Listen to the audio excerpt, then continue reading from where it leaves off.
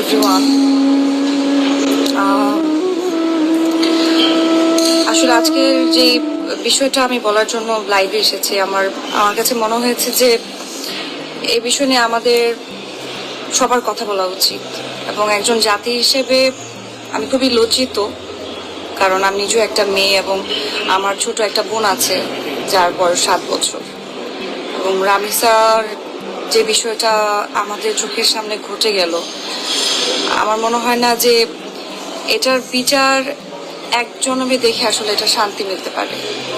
কারণ যে বিষয়টা আমাদের চোখের সামনে ঘটেছে এবং আমরা দেখেছি, সেইটার শাস্তি আমার মনে হয় যে সর্বোচ্চ শাস্তি দেওয়া উচিত এবং খুবই জলদি। মানে এটার জন্য আমি ফাঁসি চাই, অফকোর্স। এবং আমি জানি না আসলে আইন কি বলে, আইন কি করবে, কিন্তু আমার নিজেরও তো একটা বোন আছে।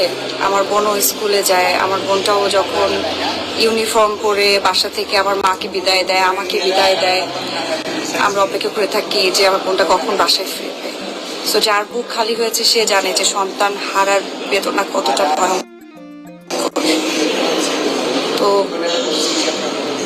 যেই দেশে বাস করি, আসলে আসলে আমরা তো আমাদের বাংলাদেশকে নিয়ে অবশ্যই গর্ব করি, কিন্তু কিছু বিষয় থাকে যেগুলো আসলেই আমার মনে হয় এগুলো নিয়ে ভালোভাবে দেখা উচিত। এবং রামিসার যে বিষয়টা ঘটে গেছে সেটা নিয়ে আসলে সর্বোচ্চ বিচার করা উচিত আমার বলে মনে হয়।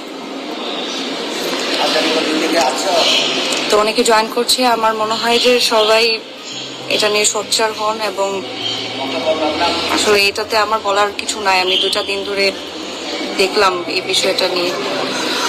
সো সবাই ভালো থাকবেন, এবং যে যেখানে থাকেন ভালো থাকেন, সুস্থ থাকেন, এবং সবাই সবার জন্য